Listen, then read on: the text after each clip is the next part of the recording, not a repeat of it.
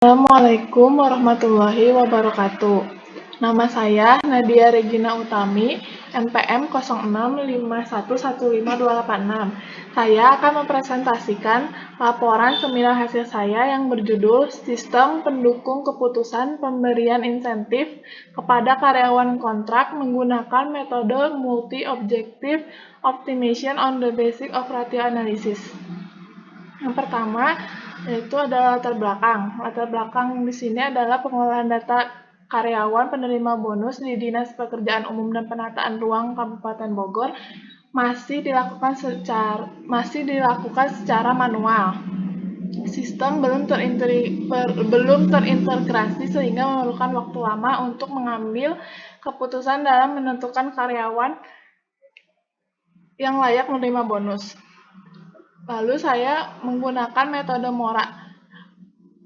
Tujuan penelitian ini bertujuan untuk membuat sistem pendukung keputusan pemberian insentif kepada karyawan kontrak menggunakan metode MORA sehingga pada dinas tersebut dapat memutuskan calon karyawan kontrak yang layak menerima insentif secara efektif dan efisien.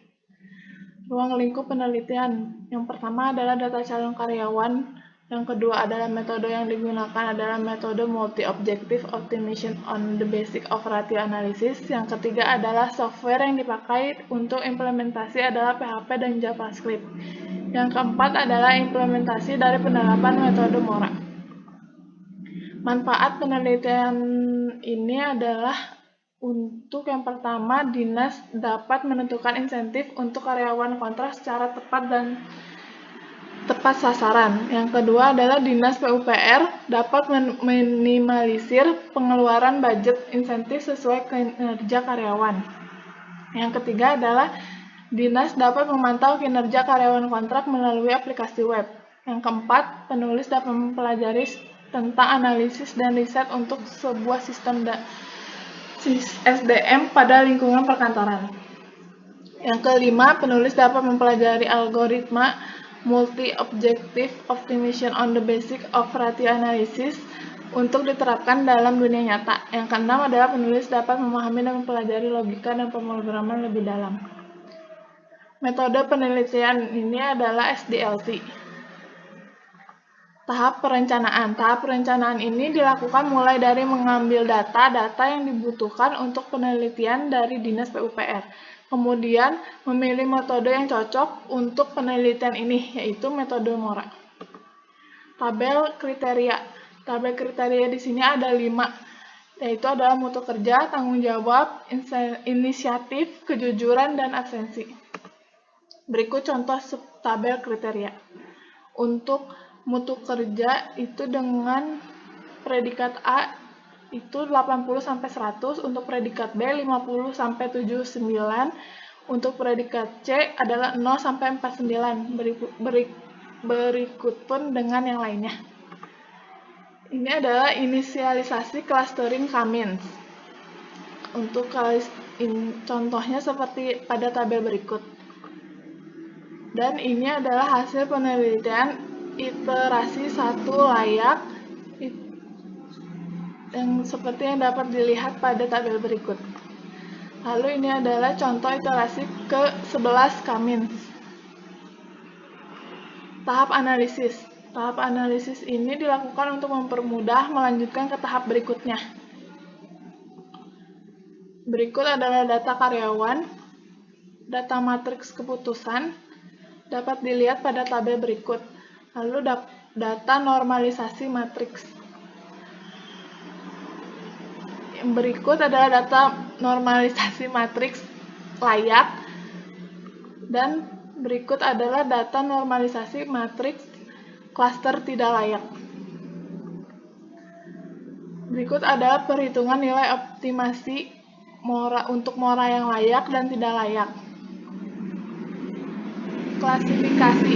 Proses klasifikasi dilakukan dengan cara membagi 3 total dari hasil klaster layak, lalu batas untuk setiap grade-nya. Berdasarkan batas minimum hasil dibagi 3, tadi berdasarkan data karyawan kontrak di Dinas PUPR.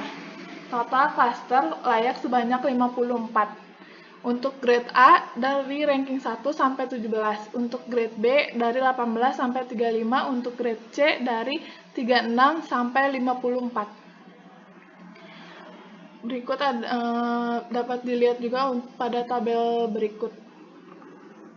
Hasil perankingan.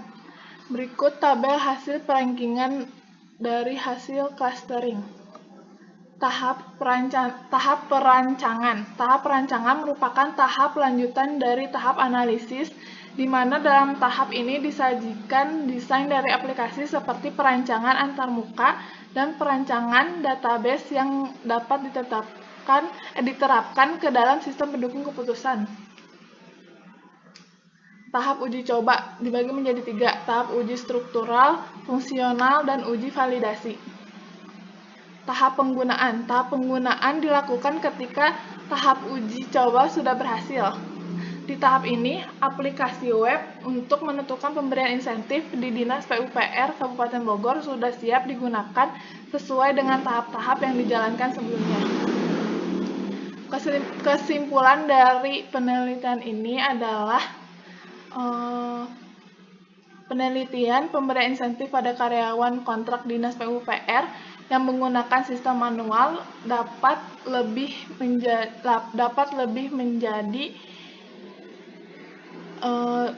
menjadi lebih mudah dengan menggunakan metode MORA sebagai algoritma untuk penyeleksi dan klasifikasi data karyawan pada setiap kriteria, dapat membantu hasil perankingan setiap data karyawan untuk memutuskan pemberian insentif dan dengan kriteria-kriteria yang telah ditentukan oleh Dinas PUPR Kabupaten Bogor.